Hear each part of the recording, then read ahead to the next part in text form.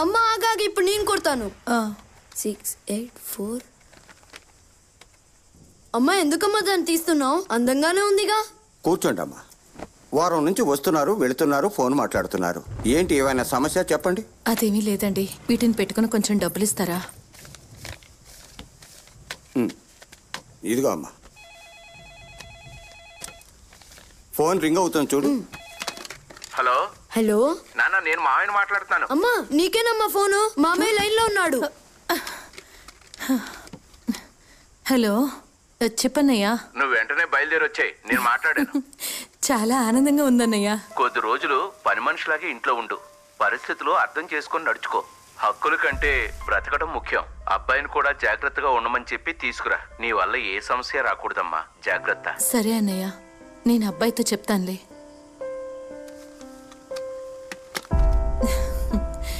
మీ నాన్న దగ్గరికి వెళ్తున్నావు? నాన్న దగ్గరకా?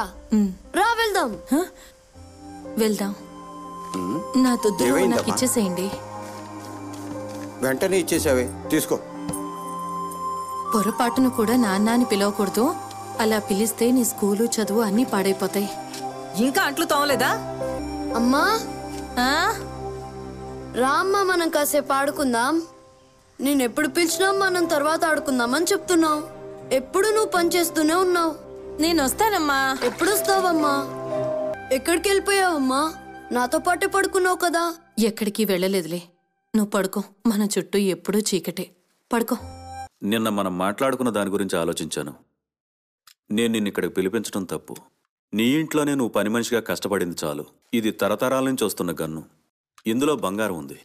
దీన్ని ఇప్పుడు అమ్మినా 50-60 వేలు వస్తాయి. ఇదిగో తీసుకో. ఇక్కడి నుంచి బయలుదేరు. నువ్వు ఇక్కడ ఉండొద్దు. మిమ్మల్ని నమ్మే బిడ్డని కన్నాను, దీన్ని నమ్మి కాదు. ఒంటరిగా ఉంటే అడ్డమైన వాళ్ళు ఇబ్బంది పెడుతూనే ఉంటారు. మీకు కొడుకున్నాడు. ఇలా చూడండి, నా మెళ్ళ తాళి కట్టండి. ఇప్పుడు ఎలా బ్రతుకుతున్నానో అలాగే బ్రతికేస్తాను. వద్దు, నువ్వు దీన్ని తీసుకుని బయలుదేరు. ఏమండి, ఎక్కడ చచ్చారు మీరు? అరుస్తుంటే వినపడట్లేదా? త్వరగా రండి. అయ్యో, తరతరాల నుండి కాపాడుకుంటూ వచ్చాం. ఇలా మంచి రోజున కనపడకుండా పోయిందే. ఎవరు తీసుంటారు? అయ్యో, వెలకట్టలేని విలువైన ఆస్తి కదా అది. మనం జమీందారులవని బ్రిటిష్ వాళ్ళు ఆనందంగా ఇచ్చారు. ఏంటమ్మా, ఇక్కడ కూడా లేదా? అవునరా, పొద్దున్నుంచి ఇల్లు మొత్తం వెతుకుతున్నాను, ఎక్కడ కనిపించట్లేదు. ఒసే జానకి, ఇలా రావే. ఇల్లు చూసుకోమని చెప్తే లోపల కూర్చుని ఏం చేస్తున్నావే? రారా. ఎలా తిప్పుకుంటూ వస్తుందో చూడు. రావేరా. ఇంట్లో ఉన్న వాళ్ళు తప్ప బయట నుంచి ఎవరూ రాలేదు. అలాంటప్పుడు నీకు తెలియకుండా జరుగుతుందా? చెప్పవే. ఏమీ తెలియని అమాయకురాల్లాగా ఎలా నిలబడిందో చూడు. ఏమైంది? రండి, ఎంత గొప్ప పని మనిషిని ఇంట్లో తీసుకొచ్చి పెట్టారో చూడండి. ఎందుకే ముక్కు మొహం తెలియని అడ్డమైన వాళ్ళని ఇంట్లోకి తీసుకురాకండి అని చెప్పేది. ఇప్పుడు ఏమైంది చెప్పు. రేయ్, వెళ్ళి రాజేంద్ర మావని పిలుచుకురా. సరే అమ్మా. అలాగే అత్తయ్యని కూడా రమ్మని చెప్పు. ఈ రోజు ఏదో ఒకటి తేలిపోవాలి. ఈ విషయాన్ని వదిలేదే లేదు. ఏం జరిగిపోయిందని? ఏంటి ఏం జరిగిపోయిందా? అయ్యో దేవుడా, జాతర సమయంలో ఇలా జరిగిందేంటి? ఇదేమన్నా అప్సెకనం అయి ఉంటుందా? ఎంతో విలువైన తుపాకీ పోయిందంటున్నాను, మీరెలా చూస్తూ నీళ్లు నవ్వుతారేంటి? అది దొరుకుతుంది గానీ నువ్వు. అమ్మా కాపాడు తల్లి. వస్తువు కనిపించకుండా పోయిందని చెప్తున్నాను. వెతకుండా ఎలా నుంచుందో చూడండి. అయితే తనే తీసుంటుంది. లేదమ్మా, నేను తీయలేదు. ఇంటికి కొత్త వాళ్ళు ఎవరైనా వచ్చారమ్మా? బయట నుంచి ఎవరు రాలేదన్నయ్యా. ఇంట్లో ఒక తొంది కదా, ఇదే తీసుంటుంది. ఏమా, నీకేమన్నా డబ్బు అవసరం ఉందా? బిడ్డున్న దానివి నీకెందుకమ్మా దొంగతనాలు అవి? చెప్పు. అదెందుకు చెప్తుందన్నయ్యా? అది అస్సలు నోరు విప్పదు. దాన్ని పోలీస్ స్టేషన్ కి తీసుకెళ్లి అడిగే పద్ధతులు అడిగితేనే నోరు విప్పుతుంది. బావా, తనకు తీసే అవసరమే ఉంది. దాంతో మీరు నోరు మూయండి. మీకేం తెలీదు. నేను చూస్తూనే ఉన్నానుగా. ఇది వచ్చినప్పటి నుంచి మీరు దీన్ని పని మనిషిలా చూస్తున్నారా? నాకు తెలీదు అనుకుంటున్నారా? ఉండండి, ఈ రోజు నువ్వు ఇరుక్కున్నవే. తుపాకీ కనిపించలేదంటే ఇంట్లోనే ఉంటుంది, వెతికితే దొరుకుతుంది. ఇల్లు మొత్తం వెతికి చూశాను. అది ఇంట్లోనే ఉంటే నా చేతికి చిక్కకుండా ఉంటుందా? ఉండమ్మా, ఎక్కడికి పోయి ఉండదు. మేమున్నాంగా, ఖచ్చితంగా దొరుకుతుందిలే. రేయ్, దీని కొడుకు ఎక్కడున్నాడు చూడండి రా. వెళ్ళి వాడిని కూడా లాక్కురండి. రేయ్, అక్కడేం చేస్తున్నావు? చెప్పరా. నేను అక్కడ అందరు పిలుస్తున్నారా? ఈరోజు నువ్వు బాగా ఇరుక్కున్నావు. నువ్వు లోపలికి వెళ్ళి చూడరా. ఇంకా లోపలేం చేస్తున్నారా? లాక్కురండి రా. రావట్లేదమ్మా, రమ్మంటే ఏదేదో చేస్తున్నాడు. ఈ రోజు తుపాకీ కనుక దొరకలేదో ఇల్లు రెండైపోతుంది.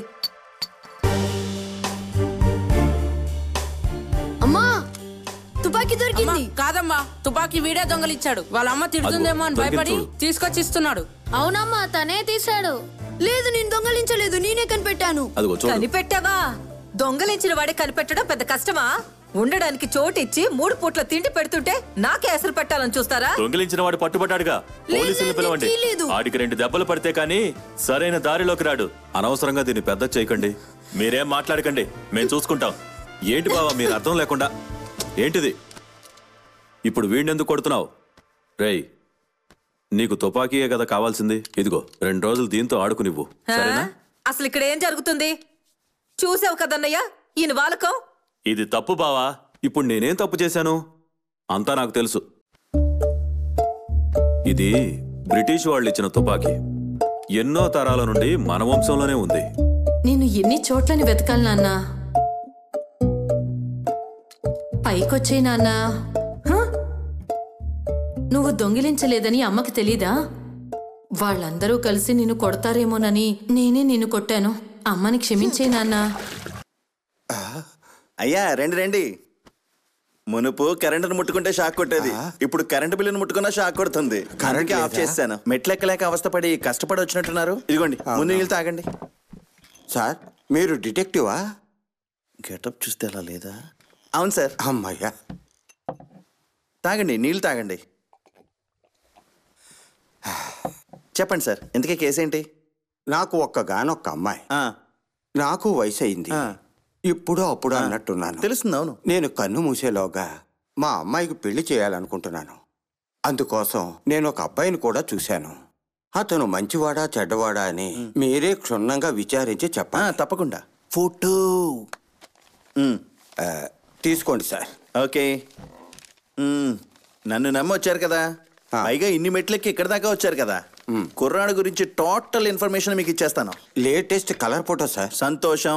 పిల్లాడి పేరు అడ్రస్ చెప్పండి. పేరు కళ్యాణ్ రామ్. ఓకే. వయసు 27. బృందావన్ స్ట్రీట్, ఆర్ఎస్ నగర్, ధనుసు రాశి, ఉత్తరాషాఢ నక్షత్రం, మేషరాశి. అవన్నీ అక్కర్లేదు, ఇవన్నీ తెలుసుకున్న తన పేరు మీద అర్చన చేయిస్తానా? ఇవేం వద్దులేండి, ఇవి చాలు. ఈ డీటెయిల్స్ చాలు, ఖచ్చితంగా కనిపెడతాను. ఏంటి ఓకేనా? మీరు వెళ్ళి నెక్స్ట్ వీక్ రండి. సార్. సార్ వెళ్ళగలరా? ఎత్తుకెళ్ళి దింపంటారా? అక్కర్లేదు సార్, నేనే మెల్లిగా వెళ్ళిపోతాను. జాగ్రత్త, మీ మోకాలు గుద్దుకుంటుంది.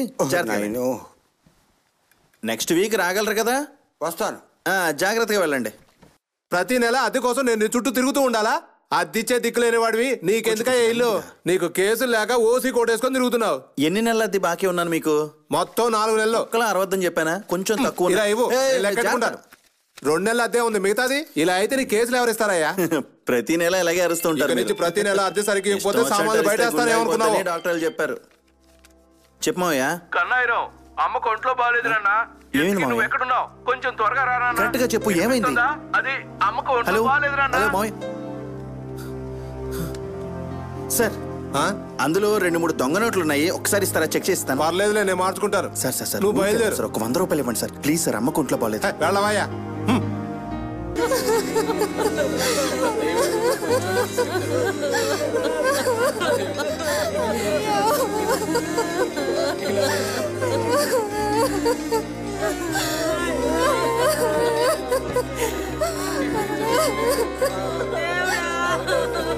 ఏంటయ్యా మాణిక్యం, పిల్లాడు వస్తాడా రాడా? ఆశ పడిందని అన్నయ్య చెప్తున్నాడు కదా, పంపించేయండి. కాసేపు ఉండండమ్మా, నేను చెప్పాను వాడికి తప్పకుండా వస్తాడు. నువ్వు ఎలాగైనా ఊరికొచ్చేయాలని కోరుకుంది. నిన్న కూడా గుడికెళ్ళి నువ్వు బాగుండాలని మొక్కుకుంది. తను గుడి నుంచి తిరిగొచ్చి నీ గురించి ఆలోచిస్తూ నిద్రపోయింది. ఉదయాన్నే చూస్తే తను లేవలేదు. అమ్మ ఎక్కడుంది మావయ్య? దయచేసి నన్ను క్షమించరా. మా అమ్మని ఏం చేశారు మావయ్య? కడసారిగా అమ్మని చూసుకునే భాగ్యం కూడా ఇవ్వలేదు. ఎలాగో నువ్వు వచ్చేస్తావు, ఆ అమ్మను చూస్తావని ఆపడానికి ఎంతో ప్రయత్నించాను, కానీ ఆ దుర్మార్గులు నా మాట వినలేదు.